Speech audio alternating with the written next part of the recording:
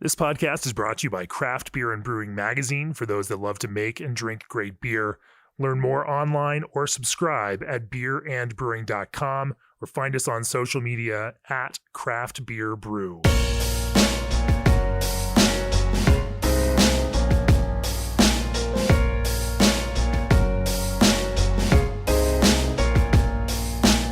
Welcome to the Craft Beer and Brewing Podcast. I'm your host, co-founder, and editorial director of Craft Beer and Brewing Magazine, Jamie Bogner. I am here again this week in Austin, Texas for a live but socially distant podcast, sitting back well over 6 feet apart in the brewhouse for St. Elmo Brewing. Talking today with Bryan Winslow, co-founder and head brewer of St. Elmo Brewing. Welcome to the podcast, Bryan. Good to see you. Glad you're here. Well, I'm glad you answered my email and we were able to make this happen. And I'm glad you know the format of the podcast too. So hopefully we can delve into some of your thoughts on brewing and how you have shaped a brewing identity for St. Elmo in a very awesomely rich craft beer world now. Can't wait to delve into that. Before we do, as the brewing industry's premier choice for glycol chilling, G&D Chillers has set the standard on quality, service, reliability, and dedication to their customers' craft. New this year, redundancy meets efficiency. G&D's micro-channel condensers are built with all aluminum construction, which eliminates galvanic corrosion. Using half the refrigerant of conventional condensers with fewer brazed connections translates to a lower GWP and less opportunity for leaks. Call G&D Chillers today to discuss your project or reach out directly at gdchillers.com. This episode is also brought to you by Crisp Scottish Pale Ale Malt. Crisp Scottish Pale Ale Malt is the workhorse of many a brewery and is at home in a variety of beer styles. Crisp sources the lowest nitrogen spring barley from farmers in Fife up to Moray during malting. A high cast moistures and a balance of optimal germination time and temperatures results in an even, well-modified malt with a rich color and balanced sweet malt flavor, which is ideally suited to ale brewing. Visit bsgcraftbrewing.com for more information on Crisp Scottish Pale Ale Malt or call 1-800-374-2739. So, Bryan, it's good to talk to you. It's good to see you. I've been to St. Elmo a couple times already in the past and hadn't actually met you in the process of doing that. And of course, we've had your beer, and you guys have sent some beer up our way at Craft Beer and Brewing, some of it which has scored extremely well with a couple of 96 ratings from the magazine. Always enjoyable to drink your beer, and it's fun to be back here drinking it in person here in Austin, Texas. So talk to me a little bit about your brewing background and how you got to where you are co-founding and leading the kind of brewing operations for St. Elmo. Sure, yeah. So I started off as a beer fan. Breweries like Live Oak and St. Arnold really blazed the way here in Texas, and was a big, fan of them, and started making my own back in 2011, and really just got hooked. It was, I was an English major, but then my parents, our science teacher, and I just have this, I love the science art balance of things, and so, being able to be creative and to be analytical and to problem solve is just so fun. And so I just dove right in and read every book that I could and made everything that I could, and then tried to work anywhere that I could. And so back then, it was like 2011. There was way fewer breweries than there are now, and the way to get in was volunteering. And so I knocked on a bunch of doors, and there were lots of really receptive no's and sorry and not right now. Sure. And all that. But then eventually got a job working at Austin Beer Works. And so we were working there in packaging and kegging and canning, and worked my way up there. And over 3-4 years or so, I kind of did every production job that they had. I ended up as the lead brewer and running production and making lots of fun beers. Their beers are amazing, and they're really super fun people. It's a really fun place to work, and very growth driven. We went from doing like 1,500 barrels a year to like 15,000 barrels a year in 3 years. It was nuts. That sounds like a crazy learning experience trying to do that. We learned how to fix stuff, yes, and make really good lager and IPA and stuff. And so anyway, so then I kind of got that, gave me the maybe foolish notion that I could do this on my own, right? And was looking around town and where to do it. And I lived in South Austin, and back then there wasn't much. Really, I think one of the magic aspects of all breweries is their location. And, some of them are in some of like the craziest places or like in neighborhoods that you'd never think. And I think that, that breweries just do so much for a neighborhood. And so we're trying to, think about that and where could we go? So the St. Elmo neighborhood here in South Austin didn't, actually had one brewery, but they didn't have a tap room really. And there wasn't really much down here. So we fell in love with it. Texas has these bizarre rules about or they did at least about what you can sell for, to go, what you can sell as a brewery, a tap room, et cetera, et cetera. Hard to, build certain kinds of models in certain neighborhoods. Yeah, absolutely. Yeah. So since starting at Beerworks to now, there's been especially two major legislative changes that have changed our industry in Texas quite a bit. The first one was breweries, like a big brewery like, St. Arnold or Real Ale or Live Oak could not have a tasting room. You could not go to a brewery and buy beer and drink it there. And so that changed in, I should know this. I think it was 2011. Yeah. And then we could open a tasting room and, we used to like sell a glass and you get free pours and stuff. Anyway, so like being able to have people go to a brewery and buy beer. Right. Novel concept. Changed breweries. Go figure. It was awesome. And then the other big one happened in 2019 with the beer to go legislation led by our Texas Craft Brewers Guild, as well as, a few key members in breweries around town.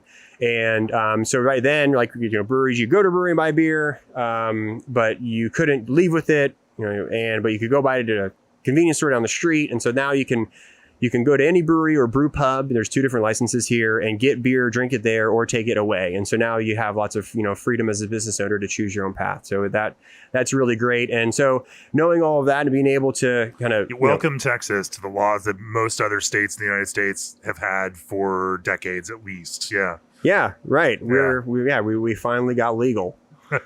So as you're thinking about St. Elmo and breaking out and doing this brewery, as your own thing, was there a style guidance to it, or was it, were you thinking primarily of the means by which you're going to serve, customers, or did those two things go hand in hand? We never really had styles early on that we wanted to, we're not going to be the Belgian brewery. So that wasn't a big thing. We love lager, we love IPA and sour beers. And so that we were going to do lots of different stuff, but we really wanted to focus on, selling most of the beer on site. And, going into the brewery, that's just the magic of breweries, is like drinking it, looking at stainless. It's really simple, but it's really awesome. And so that was the model. It's I think you're right. I think, people lose that. So like, this is what makes craft breweries so powerful as an idea, the same kind of buying directly from the maker, that drives everything from farmers markets to, buying meat from local purveyors, buying, house-made charcuterie. Like, these are all pieces of tapping into the art of a creator and having that direct relationship to it. And so you're right, being there, seeing it, doing it, smelling the smells in the tap room brew house, like those are all important pieces of it. For sure. Right. And there really wasn't a whole lot of that. It was just becoming a thing in Texas anyway. And so that was kind of the idea, is make it all here, obviously sell it all here. When we opened, we didn't distribute or package any beer, and all of the beer was served as pints over the bar. And since then, lots of things have changed and we've grown. We started distributing draft only. We had like 20 or 30 accounts around Austin, and you just kind of very organically grew the business, like primarily, just focusing on here in the tasting room, the experience here, making sure all of our bartenders are very educated. We had monthly staff trainings and making sure that they know all the ingredients in the beers. And that when, one of my most frustrating experiences in going to a few different breweries, I won't name, is like going and asking for a beer and being so excited to be there. And then like the bartender like doesn't care or doesn't know what's going on. And I'm like at this brewery that I've been excited about for, years to go to. And then they kind of like fumble it at the finish line. And anyway, so it's really important for us to create the experience here. And then also, kind of slowly start extending that into the greater Austin area. How I like that idea. What does training look like for your service staff so that they don't fumble it right there at the goal line? It's a little harder right now. Sure. Right. But this past year, notwithstanding, because my goodness, everything has changed. Asterisk, back to normal world. Right. Yeah, but we would do monthly trainings and even just like day to day, the brewers are always in there tasting beer. We do off flavor things. And so it would be like a monthly thing where we sit down and do off flavor. We would try other people's beer, talk about it, what we like, what we don't like, do blinds. Blinds are always so fun. Sure. Even like light lager blinds is one of my favorite. Just get like Lone Star and PBR and Bud and Miller all together and, pick your fave. And so interested in teaching them, to think with their tongue. And then they can speak from a place of authority. Right. And so like really getting them excited and educated about it and, showing them what hops are and how some of this stuff works. And it's always super fun. Yeah. Yeah. No, I mean, I think that education piece and that kind of extending that education about what you do across the entire organization and the entire staff so that everybody can be an educator. And, because that education piece is the piece that also gets people excited, about drinking the beer. Helps them tell the story, if they right. can't, You can't always meet the brewer, so you meet some rad bartender who's like super stoked on their Helles, and you're like, hell yeah, this is awesome. Sure. So you build this model to sell 100% of your beer, over your bar, and you build a really nice little urban beer garden with a kind of crushed gravel patio and bunch of bench style beer garden seating, and it's a fun kind of modern and contemporary take. Food is also a piece of that because you have kind of a spot for on-site food, kind of food trucks that that you work with in order to make sure that that's an attractant, and so that was also kind of a component of the idea, huh? Yeah, absolutely. Yeah, the Spicy Boys are out there making a bunch of awesome fried chicken. Their models shifted. It opened to soursop and then shifted to Spicy Boys, but it's like Asian-y bar food, fried chicken, chicken legs, all really fun stuff that goes really great with beer. Is it the same folks that are doing it?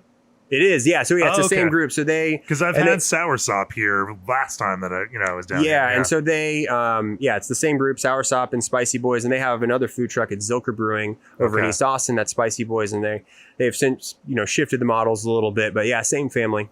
That's cool. Yeah. But even the food truck evolves over time. They did, right. Okay. Reinvent yourself, man. That's cool. But you have a long-standing relationship then with them. Yes, yeah. So Chef Teddy, that started, these trucks, super talented guy. And he was working at this really cool restaurant called La Condesa. I was at Beer Works, and he wanted to make a food truck, and I wanted to make a brewery, and our wives worked together, and we had never met. And so... I just left and was like, I need a food truck. And our wives were like, hey, y'all should meet. And we went over to their house and he made us all this amazing food, like 7 courses. And I took a bunch of home brews and it was all great. And we got drunk and it all just went really well together. And I was like, cool, we're doing this. And since then he's been our head chef. I think we wrote a brewing industry guide case study on you guys. And I think that was a piece of, of that story, that kind of interesting kind of fundamental intertwining of food but the relationship that helps, build. And then, of course, the way that from a consumer perspective, it adds stickiness to the experience. People come, they can have some food, they can drink some beer, and, it's a whole big thing there. So as you started to, you embark on this model and you don't have a very, very specific idea of, or a focused, tightly focused idea of styles that you're going to brew. And you approach it from kind of evolving iterative, approach. We're going to make some beers and we'll see what people like and make more of those. How did that beer program start to develop for you all? Sure. I mean, the focus at first and still, it was always on variety. I wanted most or any beer fan to be able to come in here and find something that they liked. And so, in Texas, that means lager and light beer. And so that's why, we launched with Carl. It's Kölsch beer. It's our flagship. Crisp, German style Kölsch, Weiermann Pils, Tettnanger. Talk about that beer all day. So that's that was like kind of the first friend that we launched. But then IPA and stout and fruited sour beers and, just like build variety. I love all the styles, and it's fun to go to places that specialize in certain things. But as like for me, whenever I was choosing, what we were going to do, it'd be fun. Like I want to go to our tap hall and get lots of different stuff. And so we try to do it all as best we can.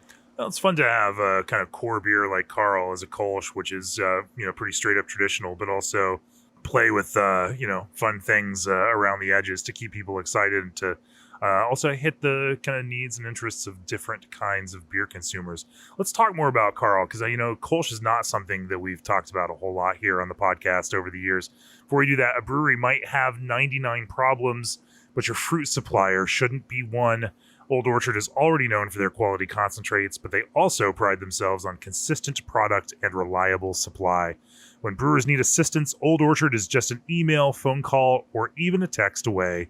Based in Greater Grand Rapids, Michigan, better known as Beer City, USA, Old Orchard is core to the brewing community. To join their fruit family, learn more at www.oldorchard.com/brewer.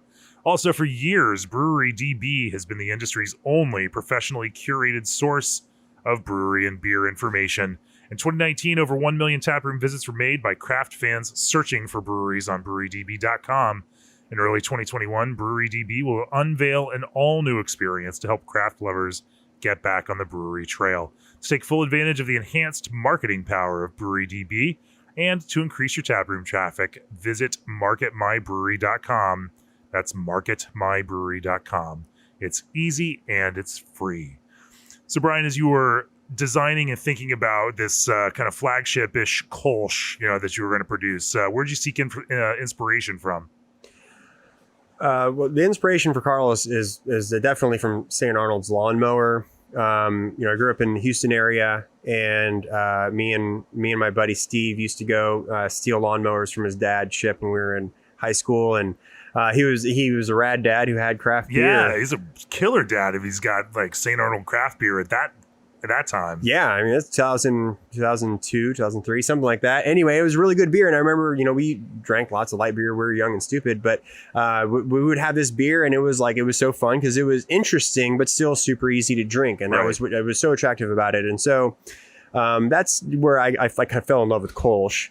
And then you just kind of kept going. I was the home brew that I worked on the most by far. And lager's a big thing here. So I did a lot of pills, a lot of Kölsch. And there's just something about the balanced nature of Kölsch that is just really beautiful to me. That it's this ale, let's call it a hybrid beer, ale lager hybrid. It's ale yeast technically, right? And then it's fermented like a lager. And so you can ferment it different ways and make it, really crisp and minerally, or you can ferment it warmer and make it a little more fruity. And depending on what hops you use and whatever, all the ingredients really, really matter. But I just love the versatility of it. And it's just something that, it can kind of bring a lot of people to beer, but also be, kind of hold its own with the people who are more serious about stuff. So let's talk about the aesthetic choices that you make in it, in terms of malt. I imagine over your home brewing and some of your kind of test phase brewing, on this beer, especially as you are moving into a kind of commercial setting, that you worked through and tried out different malt approaches to this to figure out what worked. Talk to me about some of that experimentation and how you settled on what you ultimately wanted to brew the beer with. Sure. Yeah, used a bunch of different malt. Started with 2-row. I feel like all of the home brewing books, no matter what beer you make, they say use 2-row, which right. means a lot of things. Anyway, and so use some 2-row pale ale malt, and then realized I should use Pils malt, and started using all different types of Pils malt.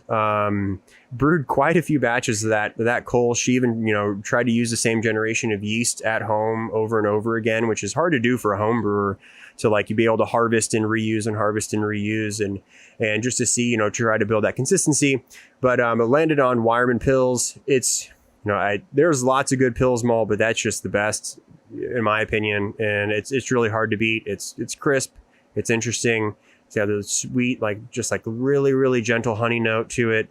It's a workhorse. It performs very well in the brew house. Never had a problem with it. And it was just, worth the extra money for sure.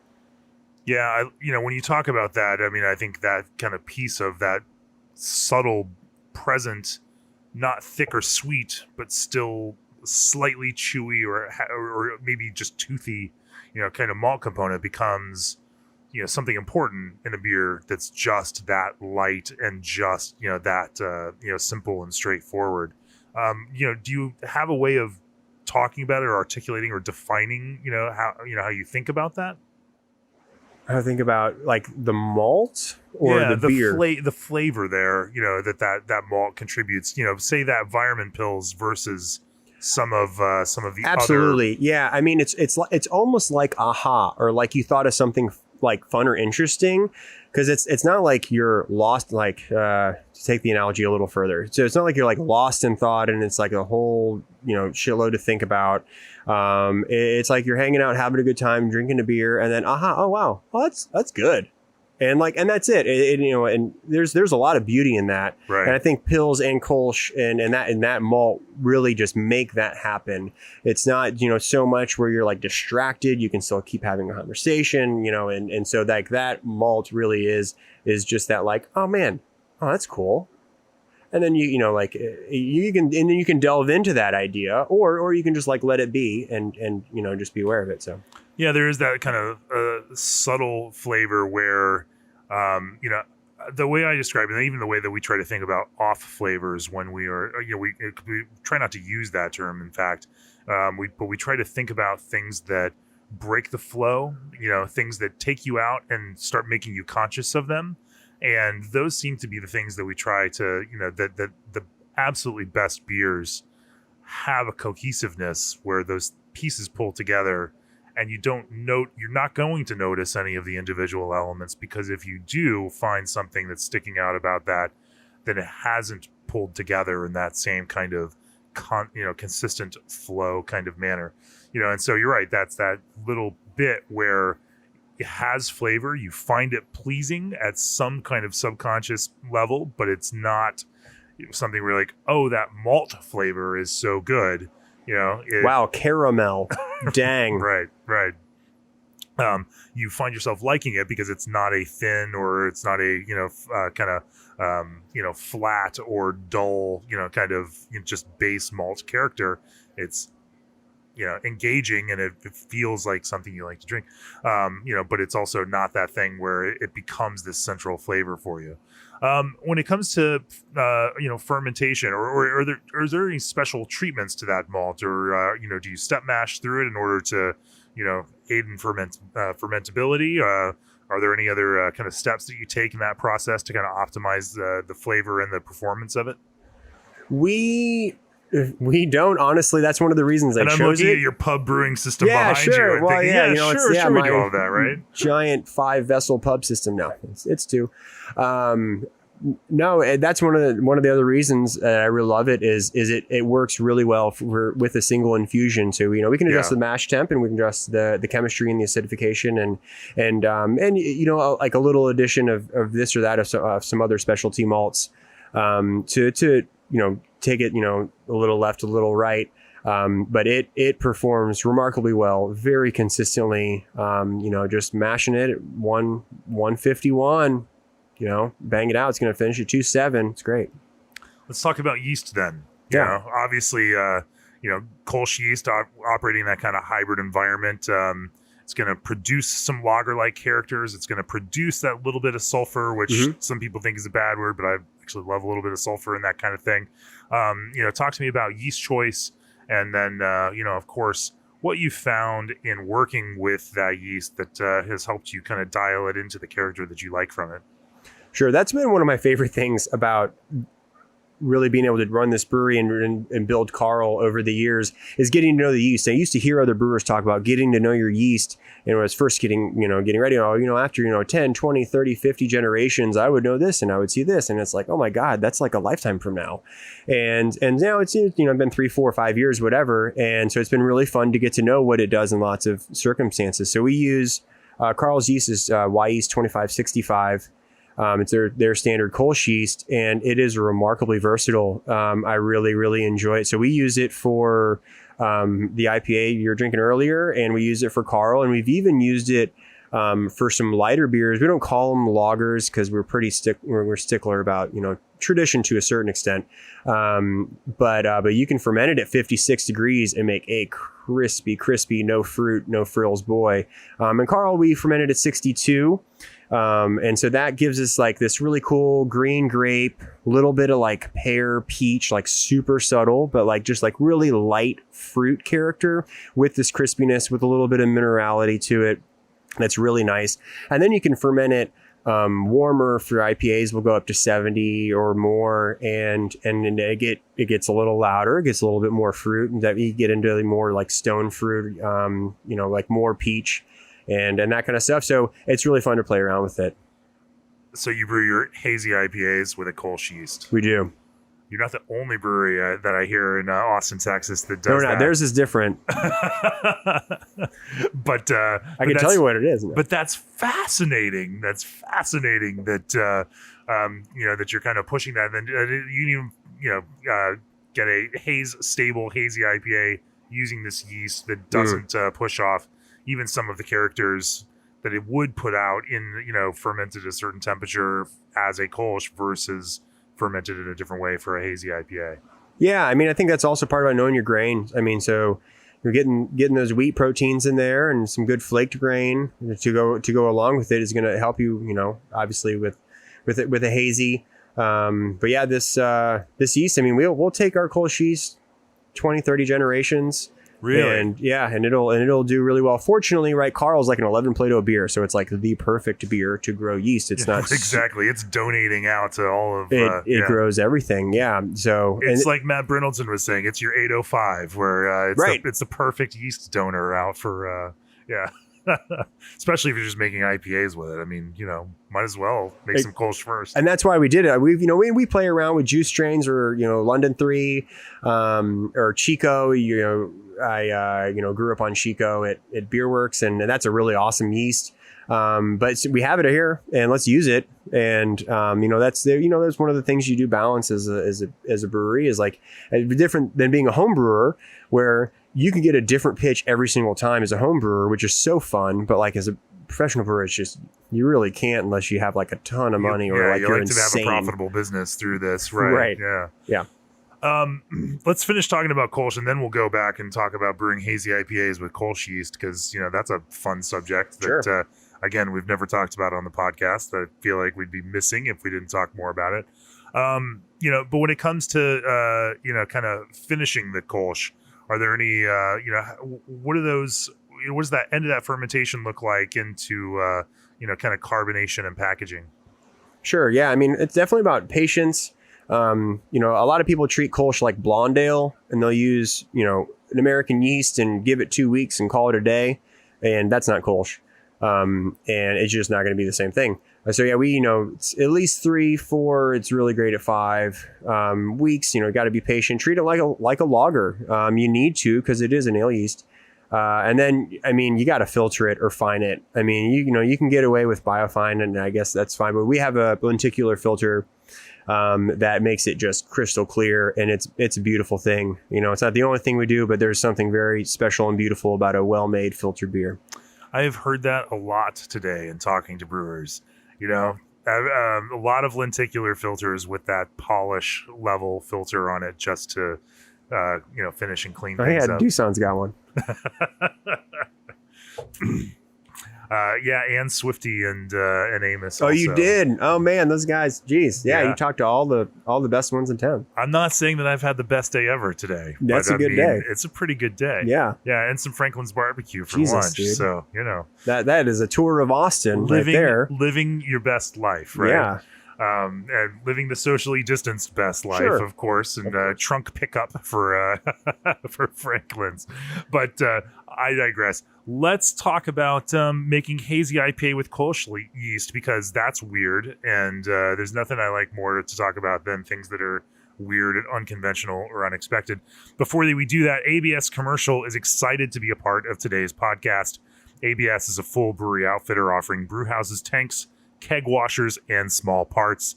As a part of ABS Commercial's ongoing Give Back campaign, they'll be giving away an ABS Keg Viking keg washer in June, so make sure to periodically check the ABS Commercial Facebook page and find out when the contest opens up and how you can enter to win a Keg Viking. So tell me how you make hazy IPA with a Kölsch yeast. How do you make? Seriously, like that's strange. Yeah, right. London 3 seems to be the answer. London 3 is going to generate the kind of fruity esters and a lot of that. More glycerol. Right. Sure, mouthfeel and everything. And yeah, and it's great. And we definitely bring in, some juice strains or English strains or whatever you want to call them. For some of our beers, they add a bunch of awesome character. But for us, I mean, part of it is, we have it here, and we've really had a lot of fun success with it. If you ferment it a little warmer, you're not going to get a bunch of apricot, which I just get so much of that out of some of those English strains, which it's cool, but it's so identifiable that it's like distracting. Okay. And so sometimes I'll have, beers with those yeasts, and it's just like, okay, is this yeast or is this hops? I don't know if it matters necessarily, right? It's good beer, but really, part of that fun with the IPA is really, getting some amazing hops and then letting them shine. And I think the Kölsch yeast is going to give you this really great mild, right? Green grape, pear, peach, stone fruit kind of character, but it's not going to even come close to outshining what you're doing with the hops. It ferments really well. It's super clean, no diacetyl, sulfur problems. It cleans up super easily. So there's you don't have to worry about flocking too early, which happens with some of those. And it's always a pain in the ass, to have to deal with. And so, that's, logistically, it's really nice. And I think it really does make a nice canvas, give you a nice canvas with the right malt, to, let those hops, go through biotransformation or really just, finish out with a cold dry hopping or all different types of dry hopping these days. I feel like there's an infinite amount of ways to do it, and we keep trying to find them. So do you push biotransformation in those? What, how early into, fermentation do you tend to start dry hopping? We've played around with it a lot, and to be honest, we're getting away from it a little bit. It definitely has some cool effects. Day 3 is typically when we'll do it if we want to do some biotrans hops, right. And there's a few different ones that we'll pick, but really we've been having a lot of fun playing around with terminal or just before terminal, and dry hopping, and then in succession. Dry hopping at a slightly colder, chilled temperature from fermentation. So we'll ferment it, at 70, and then have a lot of problems with hop creep, and so which takes away from the mouthfeel and is a problematic thing that happens with making these hazy IPAs.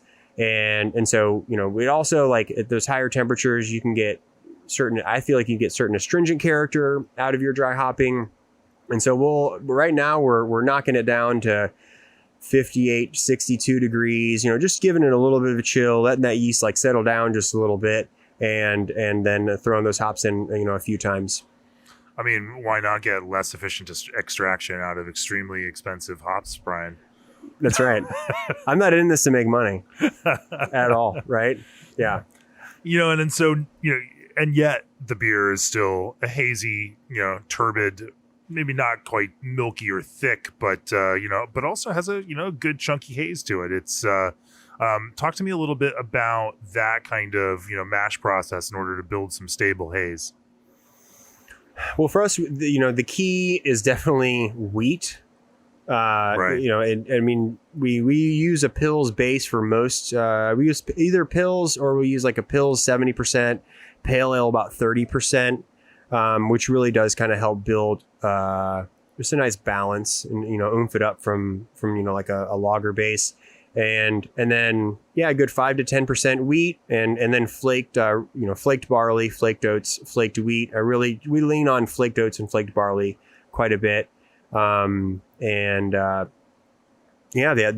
the general gist of those grain bills. And it's still a single infusion mash. Yep. And and you can still find that kind of stability even that way, huh? Yeah, it works.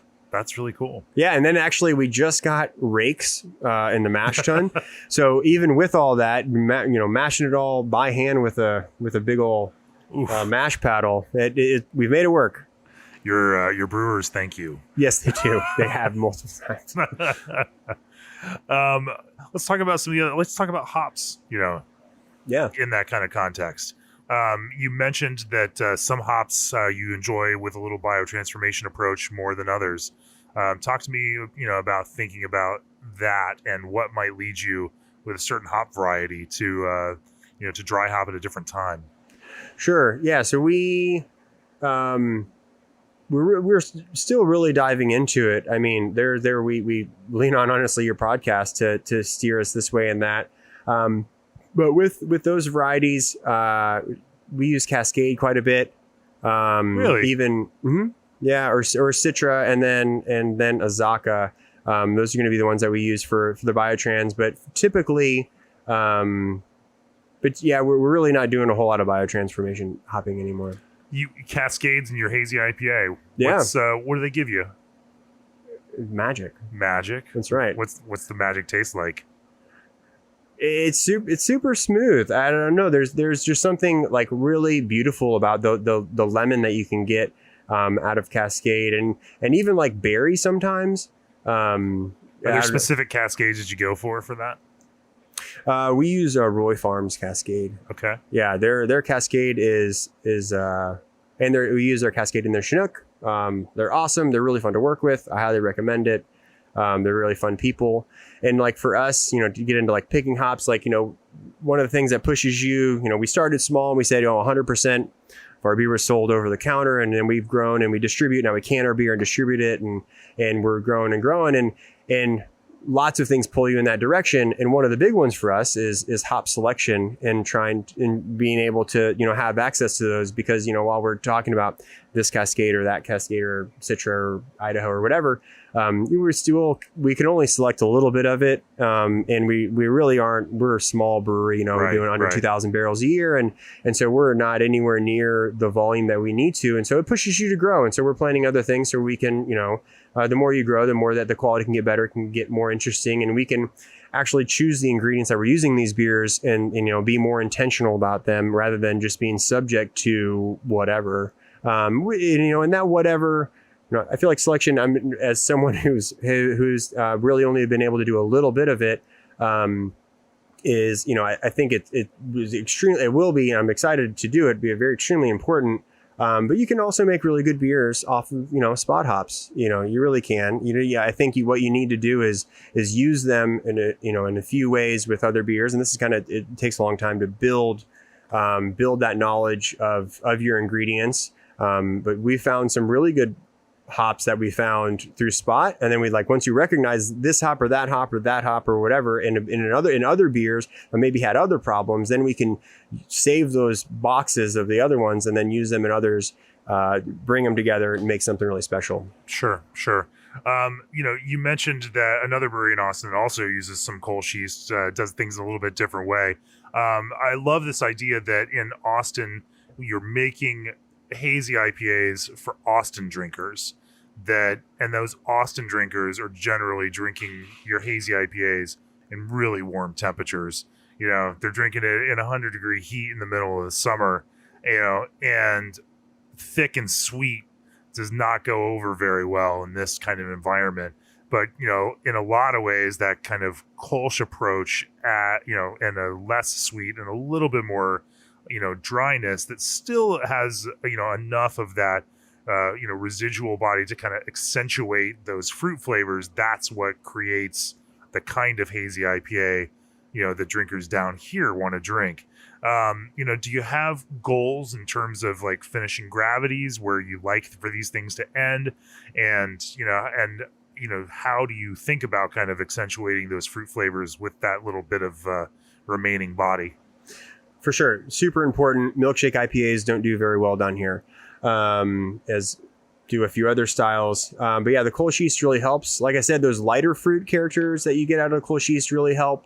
That grapey and a little bit of stone fruit, apricot, I guess, not even really more peach come through.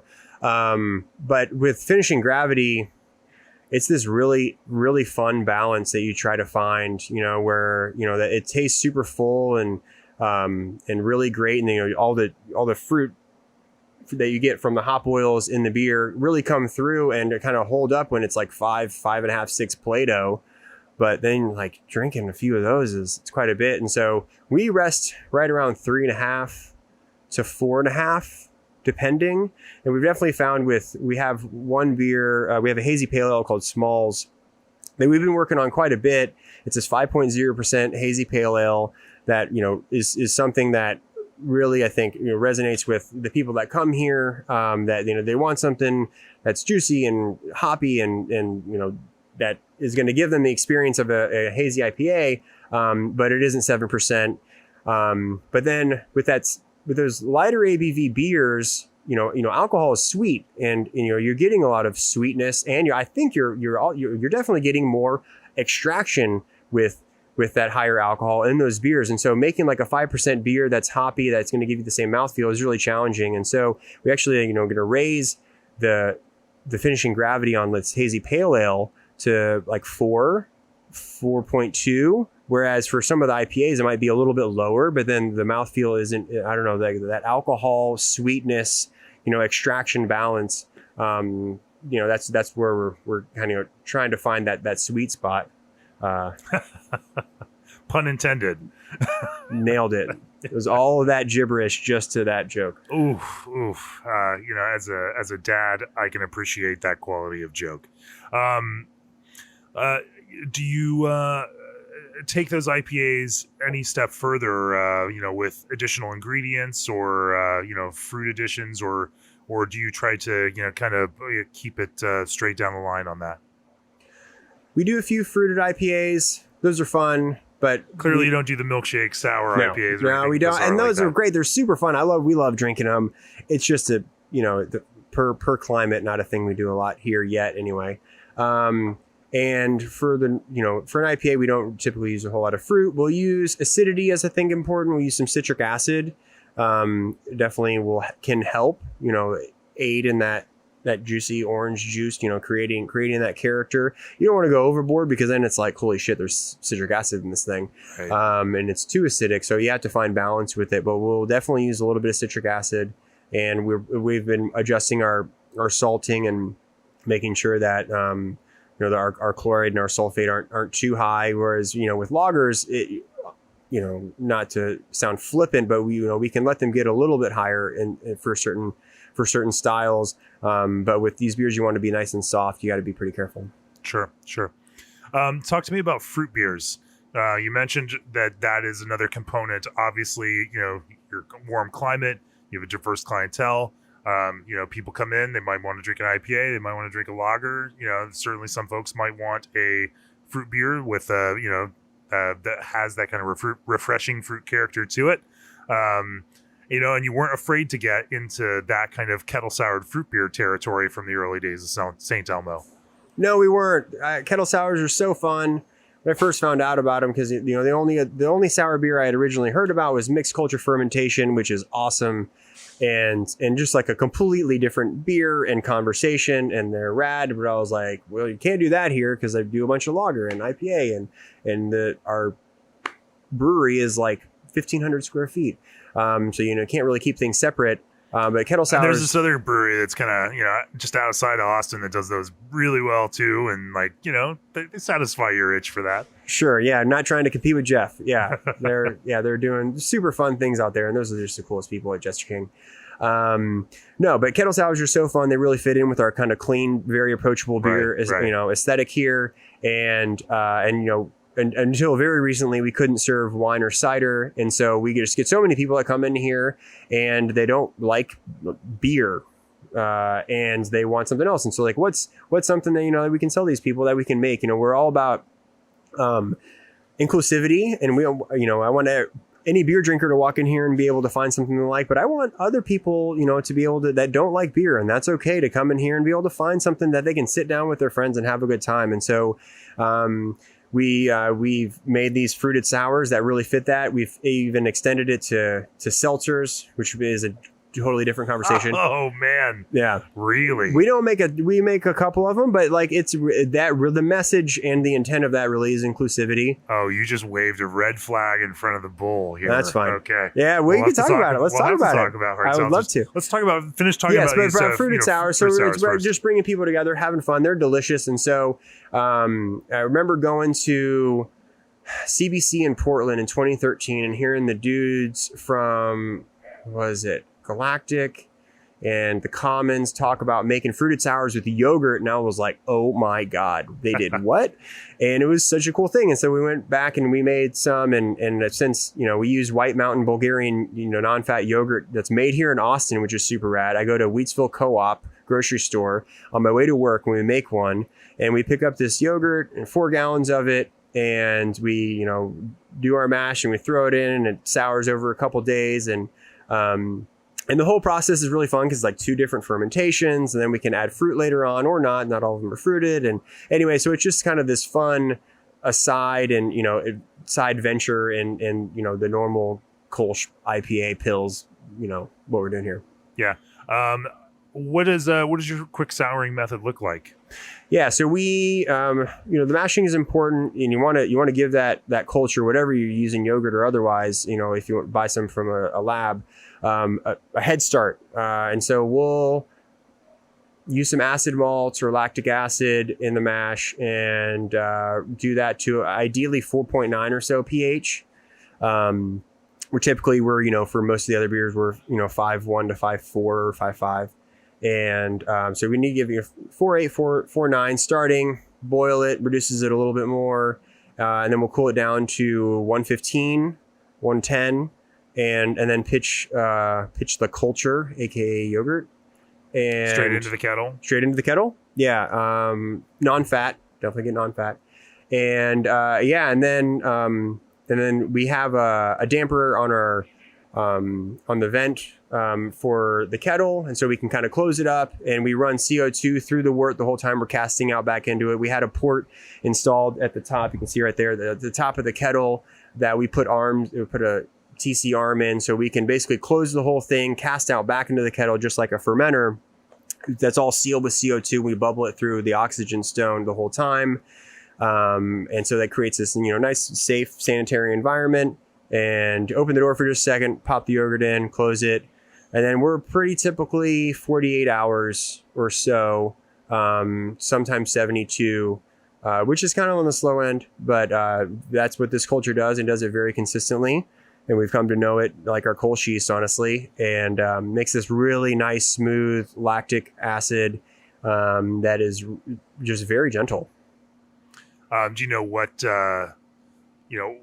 lactose strain is in that yogurt? There's a few. Okay, so I don't it's know a them blend off the of top. lactose. Oh, that's cool. Yeah, there's like 3 to 5. I don't know them off the top of my head. Sure. Yeah, and it's the type of thing. It's like, if it ain't broke, don't fix it. Because like I've played around with buying some from labs, and we've done even from grain and a few things like that. And this has just been the most consistent and the most fun and the smoothest. Just like sweet lactic acidity. It's just really great. So, well, yeah, no, if you find the flavor that you really love, then don't change it up. That's a lot of time to let this small little kettle sit there and not make beer for you. It's a Friday brew. Is it? Yeah. So we were still like a pub mentality in a lot of ways, and so that'll be the Friday brew. And then there's been a couple times where it went a little intense, and we came in on Sunday and knocked it out. But typically we can let it roll until Monday morning, boil it up, and then let the Kölsch yeast again do its thing. So Kölsch yeast to ferment. I mean, why not? You got plenty of it. Yeah. Let's talk about adding fruit and flavor into those kettle sours. Talk to me about processes that you use around that. Sure. Yeah. So unfortunately, there's a lot of romance in, picking fruit and raw fruit and all that. And we just, we're definitely sticklers for things being aseptic and clean in here. And so we need to use aseptic fruit puree, typically not from that.com. The primary source we'll get it from is Oregon fruit. We've used aseptic fruit purees too, actually. We use our guava for one. But yeah, we use puree, and they seem like they keep getting better and better at making it. It's really full of flavor. It's super easy to use. It's kind of like people who stick, it's hot pellets versus whole cone, with whole fruit versus puree. Right. And so puree is fruit. I mean, I don't think anyone needs to apologize for that. And I think it can make delicious beverages. You know, and It's- so it's funny. it's a fact. Absolutely. Right. You know, it's fruit that's been cooked a little bit and processed just a little bit in order to make it, to aid in that kind of extraction process for brewing and for other stuff. And so, yeah. It's fruit, baby. Yeah, it's great. You don't have to justify it to me. Sure. Well, I like, it's, we're talking, about Jester King. And I really love that too. And like part of that's exciting, but for us, we need to know what's going to happen. And I want, our bugs to eat it, not somebody else's. And so there are certain kinds of beers where I think telling that story about origin of fruit and processing and whatnot makes a lot of sense, and it adds value to the beer itself. And then there are those beers, that you make where you want a pint of it and you want it to hit those notes, and it's got the acidity that people expect out of a fruit beer, and it has that kind of bright fruit flavor, and it's relatively consistent for you to make, and there's no shame in that. I think that's a great way to make a very good beer that makes consumers happy. And so I love beers made with fruit puree. It's a hard one to say. Yes, me too. And or juice and concentrate and all those other things. Sure. There's even essence. We'll throw that out there. We're talking about seltzer in a minute. No, but for our beers, all mainly Oregon fruit. And originally it was all kind of at the end of fermentation. We would make this, right. blonde kettle sour and then add fruit in, different amounts, which is finding that out is always fun and challenging, how much you're supposed to use. And then we started packaging. We got a crowler machine and started canning stuff. And then it's like, oh, wow, like if I add a bunch of sugar, stuff might happen later. And so also, how layered can these flavors get? And, can I actually make this beer better by fermenting with the fruit? And so now for, especially with raspberry and guava and blackberry, we'll ferment all or most of it with the fermentation. So day 2, we're adding this fruit. And so we can ferment it dry. We know that it's going to be shelf stable and actually getting better results than, making kind of a jam session with all of it at the end where it sits in the finished product, which is cool too. So it's been fun to play around with, like, do we want this thing to be, we add the sugar at the end and just like have this basically like base plus fruit, or do we want it all to kind of mingle together in an ideally, safe way and create, a few layers and finish a little bit drier. Sure. So what is that finishing goal for for a lot of those fruit beers? Because again, like some sweetness to balance out that acidity tends to be necessary in that kind of beer. Also to help highlight that fruit character. If it's super dry, then it becomes very hard, especially without the presence of Brett and some of those things. It can also create other kinds of compounds that give the impression of sweetness without actually, so you don't have any of that in a kettle sour. And so you need to leave some of that in there. What do those finish at? Yeah, those beers actually finish like close to 4 Plato. Okay. But they drink dry. Yeah, right. They're very approachable. And I think it's, so much of that is the acidity, right? It's all about balance and what is balancing other things. And so, like if it was 2 Plato or 2.5 Plato, like that would be intense. Right. And I think, that 3.5 to 4.2 Plato for most of our kettle sours is where they finish. And they're really drinkable. Yeah. So now let's talk about hard seltzer. Sure, let's do it. I mean, in full transparency, we just finished, last week putting to bed our very first issue with hard seltzer on the front cover of the magazine. For those of you who are subscribers to the magazine, you'll see it and you'll see what we did. I won't say that we got a little tricky with it, but it's one of my favorite covers that we've ever done. Nonetheless, I just spent the last, 8 weeks drinking a shitload of hard seltzer, and our blind panel went through session after session of reviews of hard seltzer. Whoa. There's no style guide for hard seltzer. There's no like what's good, what's bad. It was a lot Clause of the law. We put some claw into our blind lineup, and it's not that bad, But it was interesting trying to like create a framework for how you even judge an idea of good in something like that, especially something that's so minimal, where, it's like looking at a Donald Judd sculpture, like, where the idea is for the sculpture to disappear into this landscape. How do you find what's good about something where the goal of it is to negate itself, and the best seltzer seems to be the seltzer that doesn't taste like anything, and that just kind of, wisps away, or at least that was my assumption.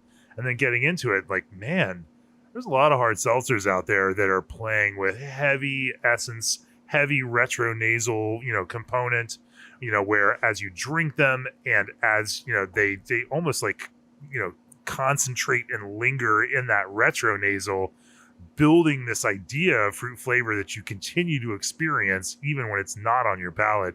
And it's kind of interesting, just the like the pure physical mechanics of experiencing that kind of flavor. But talk to me about the way that you guys have approached hard seltzers. Yeah, seltzers are crazy. Not making them isn't insanely complicated in some ways, but just like how they took over a year or 2 years ago. But for us, like I said, took over is a relative term. Right. They haven't taken over. Okay. But they were grown so rapidly.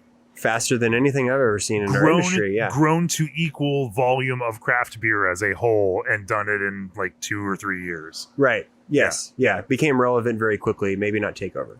Yeah. Crushed macro beer because they've pretty much taken all of that out of macro beer. But yeah. Right. Yes.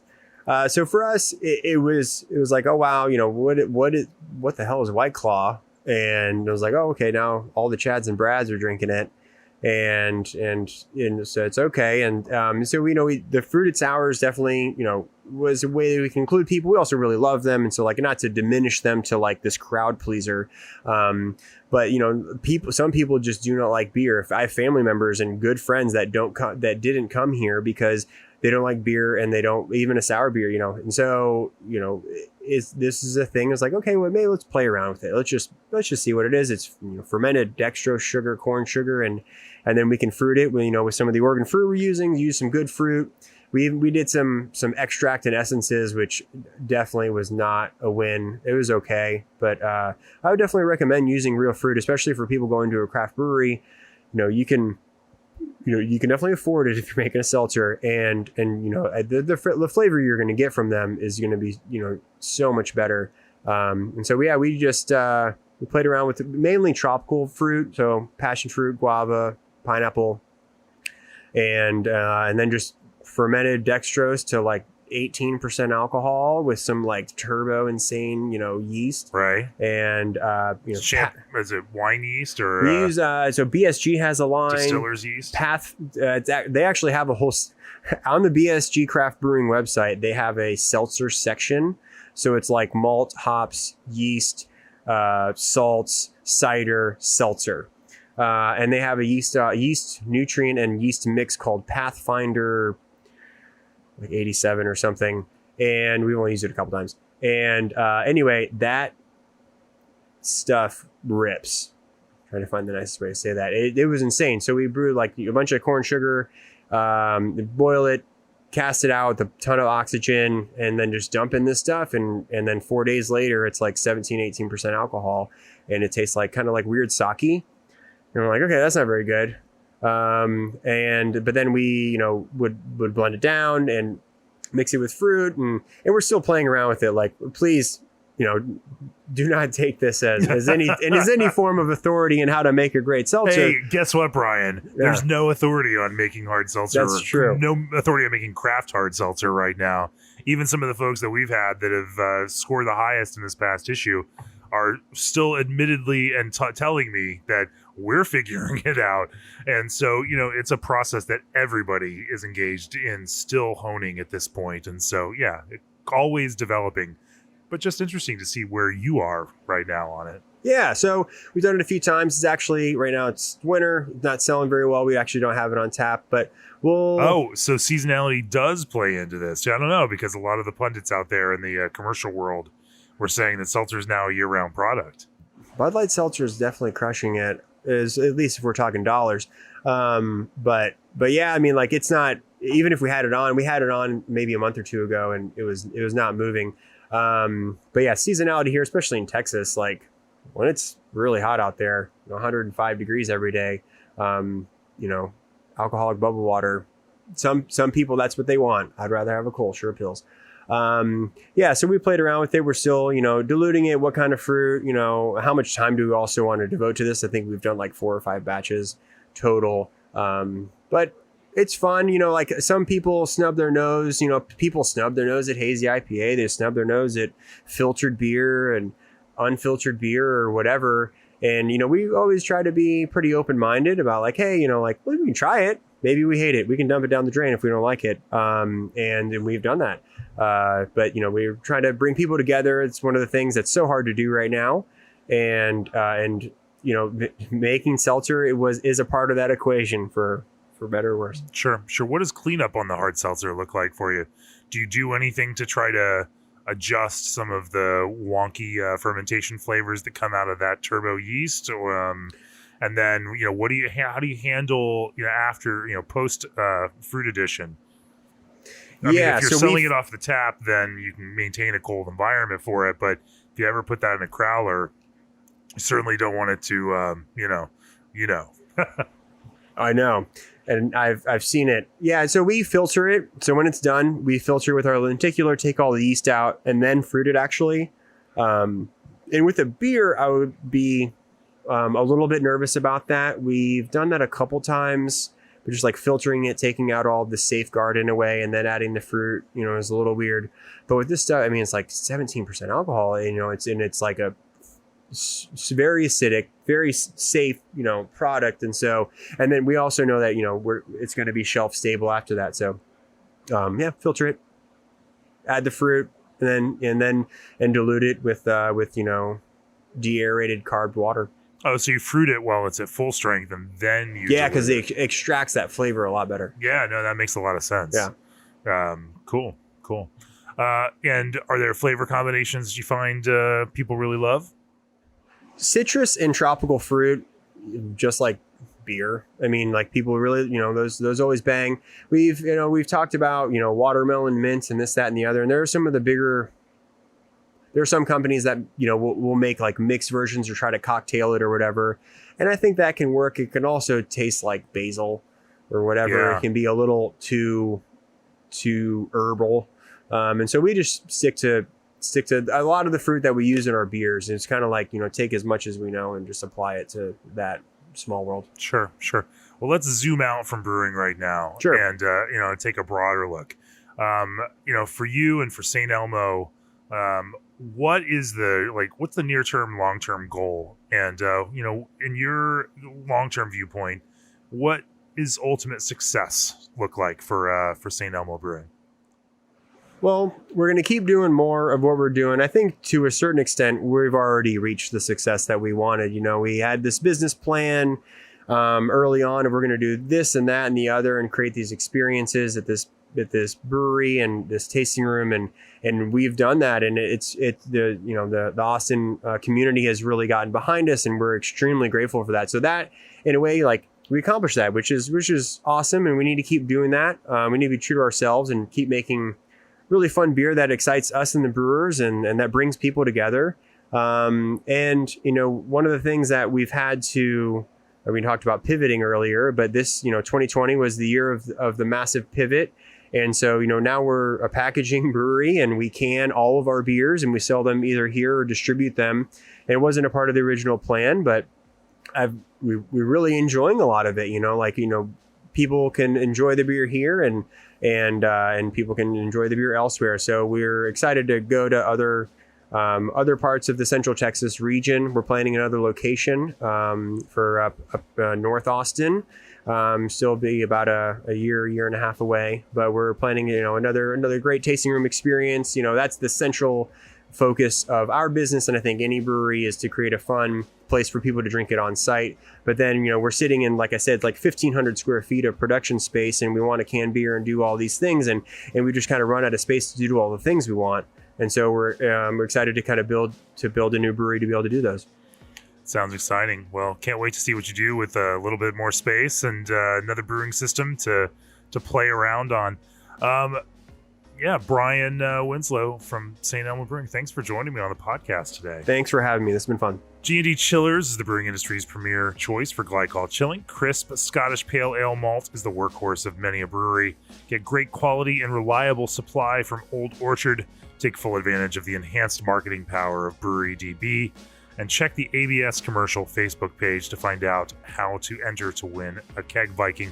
Of course, if you'd like to support this very podcast, go to beerandbrewing.com and click on the subscribe button. And if you're a pro brewer, consider our new All Access Pro subscriptions that combine both of our magazines' exclusive online content and more. If you're a consumer, sign up for our regular All Access subscriptions, and you will be able to see some of the classes that we are filming this week right here in Austin, Texas. Bryan, thanks for joining me for a socially distant and safe podcast, but in person. It's been so nice to talk to people and be in a brewery after this past year of very much isolating and and spending a lot of time doing podcasts out of my basement via digital means. There's something that's just really enjoyable about getting out, and I can't wait for the entire brewing world to continue this trend of moving towards more openness as more people get vaccinated. Take care of this, knock this disease out, take it seriously, protect each other, and help our brewing businesses stay open and survive through all of this. If people want to learn more about St. Elmo, where do they find you on the interwebs and out in real life? Sure, yeah. We are on the interwebs, stelmobrewing.com, STElmo, and at St. Elmo Brewing. That's our Twitter and Instagram handles. Cool. Yeah, so thanks so much. Yeah, it's really good. I'm realizing as you say all this, I haven't had a guest here in a year, and so it's good to see you too. This has been really fun. Well, it's been a fantastic conversation, and cheers. Cheers. This podcast is brought to you by Craft Beer and Brewing Magazine for those that love to make and drink great beer. Learn more online or subscribe at beerandbrewing.com or find us on social media at Craft Beer Brew.